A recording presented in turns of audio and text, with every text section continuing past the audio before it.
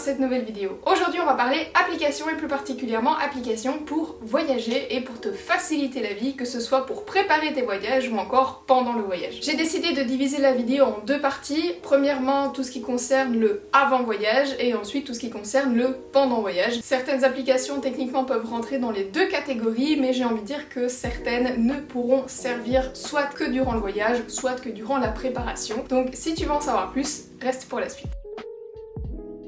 Première application qui est pour moi indispensable aujourd'hui, c'est Notion. Que ce soit pour le voyage ou pour tout le reste, je l'utilise au quotidien pour m'organiser et pour le voyage, ça ne fait pas exception. J'y note tout ce que je dois savoir, mes itinéraires, mes informations importantes, tout ce que je dois avoir comme information que je trouve importante et que je dois noter quelque part. Généralement, je rassemble toutes ces informations dans Notion. J'ai déjà fait une vidéo qui parle un petit peu plus en profondeur de mon fichier Notion pour les voyages, qui vient d'ailleurs de Sixtine de la chaîne My Travel Project. Si tu veux la voir, elle sera en barre d'infos, donc je vais pas en parler plus. Mais pour moi, c'est une application qui est formidable pour s'organiser parce qu'en fait, tu fais un petit peu ce que tu veux, tu organises le template comme tu le souhaites, ce qui te laisse énormément de liberté. Tu as également énormément d'options et je trouve que l'application est beaucoup plus interactive que certains programmes qu'on avait l'habitude d'utiliser tels que Excel, PowerPoint, Google Tabs, etc.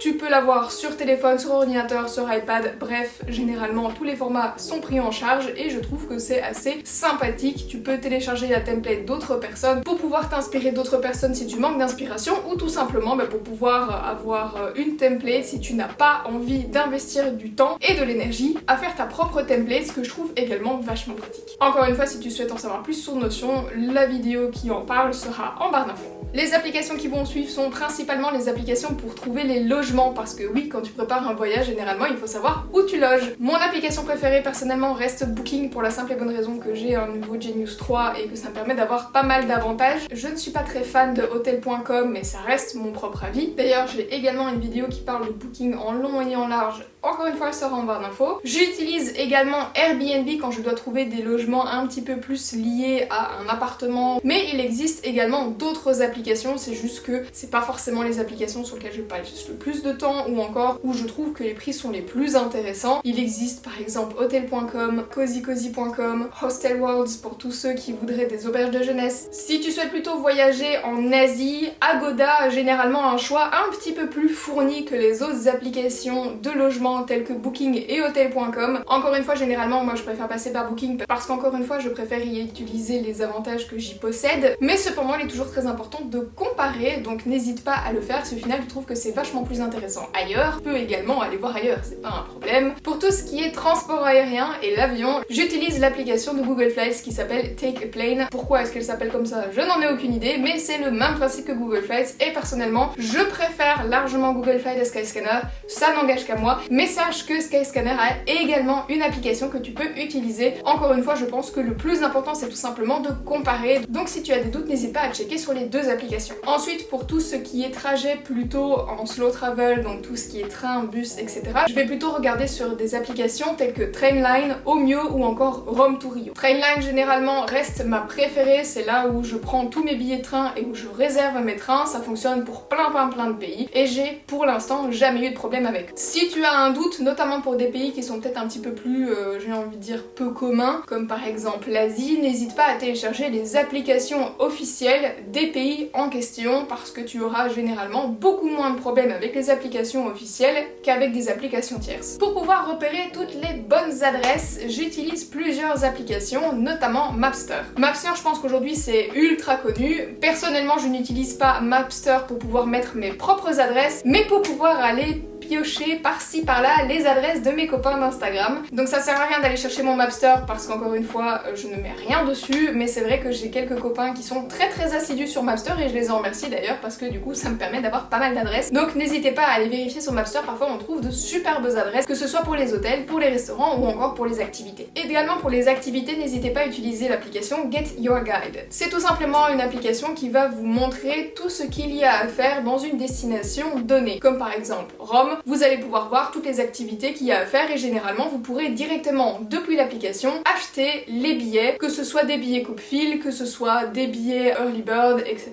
etc. Personnellement j'utilise cette application de cette manière. J'y vais, je regarde un petit peu ce qu'il y a à faire, je regarde les prix, je regarde les disponibilités et je regarde ce que les tickets comprennent et ensuite je vais sur les sites officiels des attractions. C'est pas toujours financièrement le plus intéressant, donc du coup j'ai tout simplement regardé ce qui était offert sur Get Your Guide et ensuite j'ai été vérifier sur internet s'il n'y avait pas un site officiel. Bien évidemment il y en a un et j'ai tout simplement regardé la différence de prix. Au final j'ai vu que c'était plus intéressant de booker directement les tickets pour le Colisée sur le site officiel, ce que j'ai donc fait et je ne suis pas passée par Get Your Guide. Mais encore une fois je pense que le plus important c'est toujours de comparer pour pouvoir avoir les meilleurs prix et les meilleures idées. Le but de Get Your Guide c'est pas forcément de prendre toutes mes activités là-bas mais c'est surtout de voir ce qu'il y a à faire et de voir si ça vaut la peine d'être fait. Pour avoir également plus d'inspiration sur mes voyages, sur les spots photos, sur les adresses pour pouvoir manger ou encore pour pouvoir dormir, j'utilise encore souvent Pinterest. Pinterest c'est à la base une application où on partage beaucoup de photos mais aujourd'hui c'est très souvent utilisé par les blogueurs pour pouvoir partager leurs articles de blog et c'est majoritairement grâce à ça que je trouve tous les articles de blog sur lesquels je pioche mes inspirations pour pouvoir préparer mes voyages. Donc du coup clairement Pinterest ça reste ma première inspiration pour pouvoir avoir de bonnes idées voyage et d'ailleurs si tu veux savoir comment j'organise mon voyage de A à Z,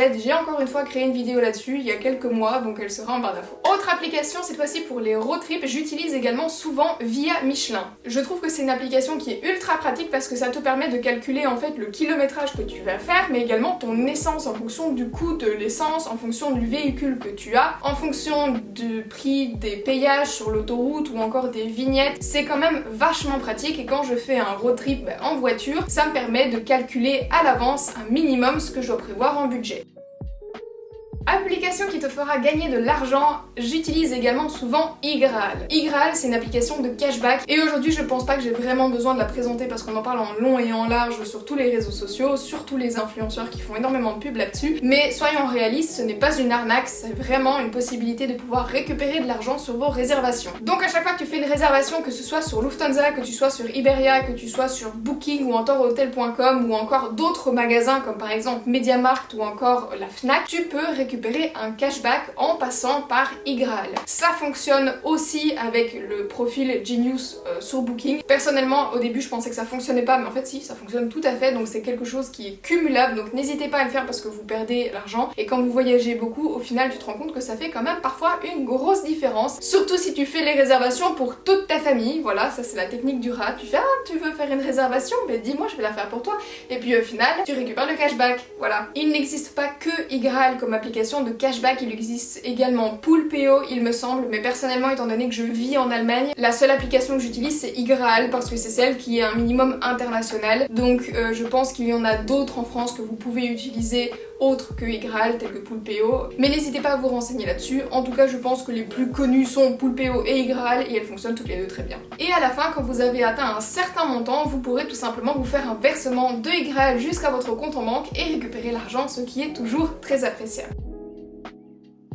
Et dernière application avant de partir en voyage, c'est Packteo. C'est une petite application qui va vous permettre de créer votre petite packing list avant de partir. En fonction de votre destination, en fonction du type de voyage que vous allez faire, vous pouvez choisir différentes catégories dans cette application et générer automatiquement une packing list. Bien évidemment, tout ce qu'il va vous proposer ne sera pas forcément très utile ou très parlant pour vous, donc vous pouvez enlever et supprimer certaines affaires, mais en général, quand t'as pas trop d'inspiration sur ce que tu dois prendre ou que tu as peur d'oublier certaines choses, je trouve quand même que c'est une application qui est ultra pratique parce qu'elle prévoit entre guillemets tout ce dont tu pourrais potentiellement avoir besoin.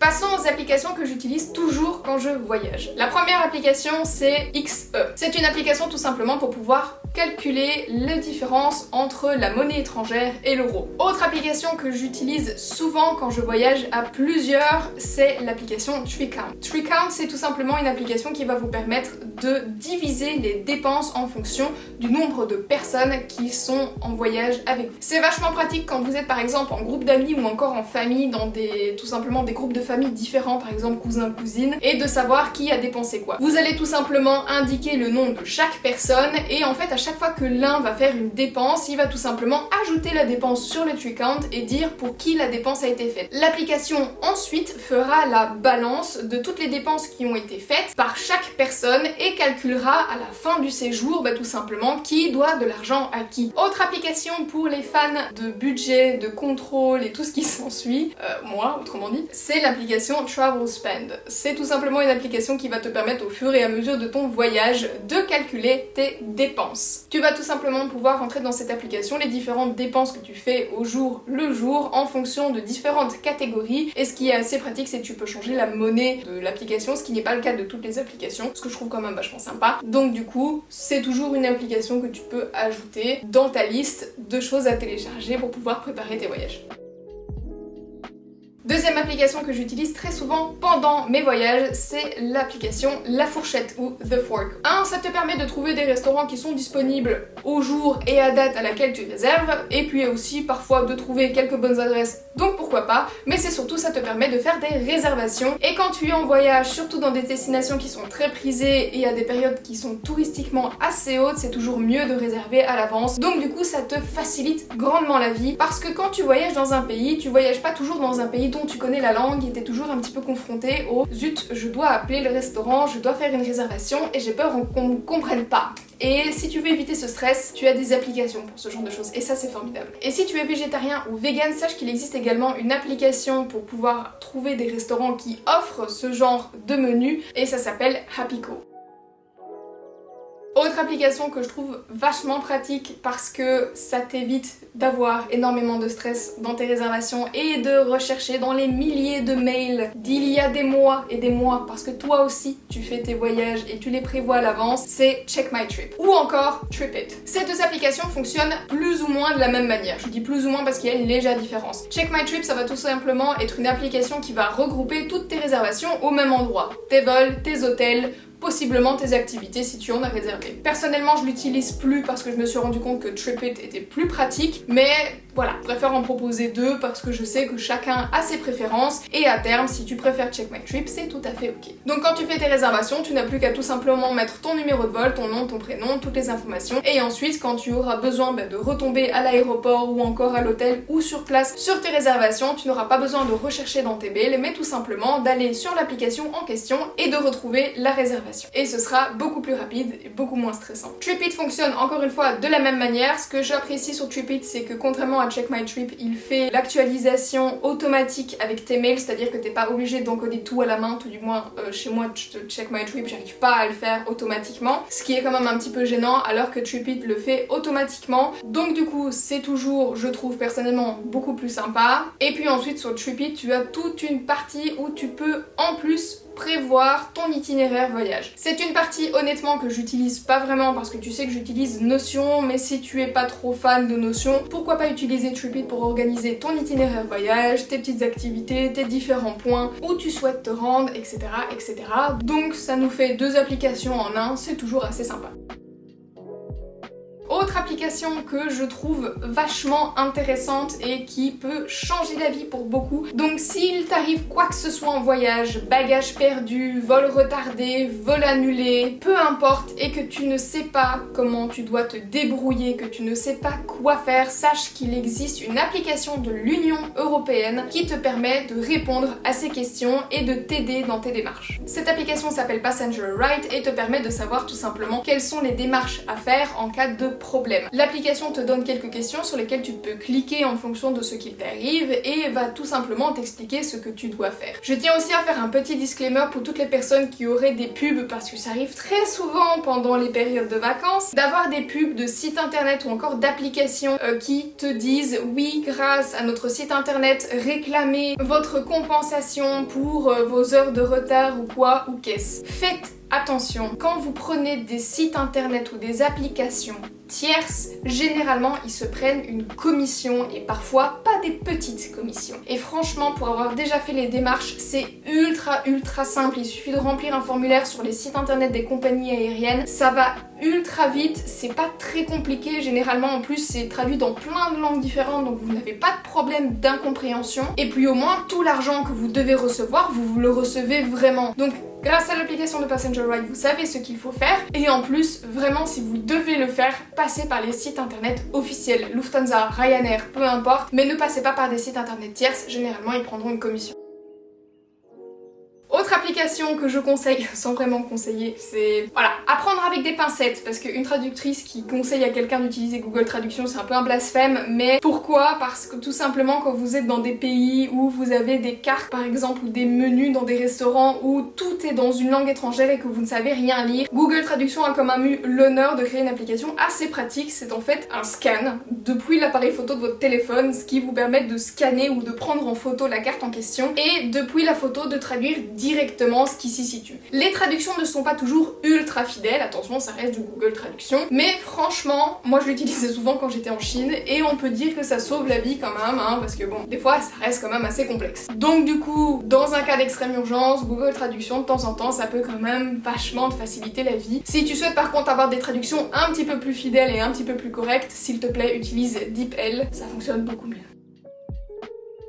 Pour tout ce qui est communication, moi généralement j'utilise WhatsApp ou encore Messenger, donc l'application de Facebook. Autre application ultra pratique et surtout en été, c'est l'application Refill My Bottle. S'il vous plaît, essayez d'éviter d'acheter des bouteilles en plastique pour l'environnement. C'est pas ultra ouf, je sais que parfois on n'a pas trop le choix, mais aujourd'hui il y a plein de solutions pour avoir des petites bouteilles rétractables ou ce genre de choses, ou des gourdes qui sont vraiment genre assez malléables et qui te permettent de gagner énormément de place dans un sac à dos. Et il y a aujourd'hui beaucoup de villes qui vous permettent de remplir vos bouteilles d'eau gratuitement. Donc si vous avez la possibilité de le faire, faites-le, et cette application vous permet de trouver tous les endroits où vous pouvez remplir votre bouteille d'eau. Donc n'hésitez pas à l'utiliser si vous voulez avoir une gourde avec vous et vous voulez éviter de consommer trop de bouteilles en plastique. Ensuite on a également les applications Flush. Flush c'est tout simplement une application pour pouvoir trouver les toilettes publiques. Flush sur ton téléphone, ça peut être pratique.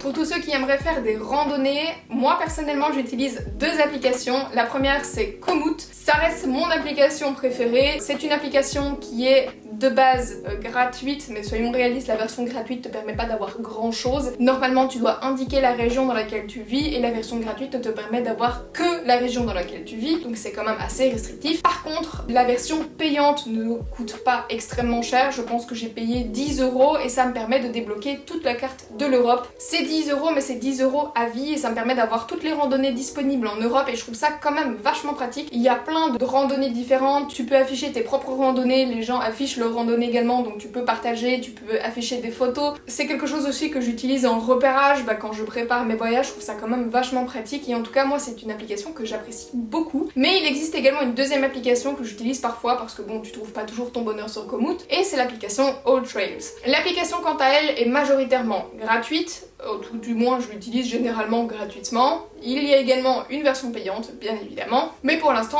j'en ai jamais vraiment eu le besoin. Mais en tout cas c'est deux applications que j'utilise en permanence quand j'ai besoin de trouver des chemins de randonnée, et pas que, parce que tu peux également trouver des chemins de vélo, de VTT et tout ce qui s'ensuit.